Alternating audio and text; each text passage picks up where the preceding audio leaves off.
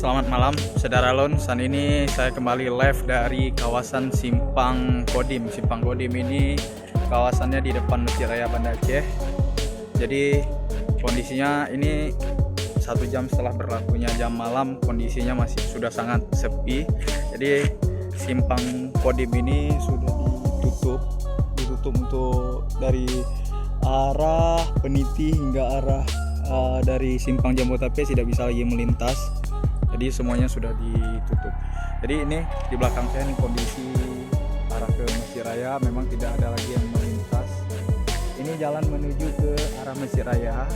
Sedangkan di belakang sana itu adalah arah dari Peniti dan juga dari arah Jembatan Batu Jera.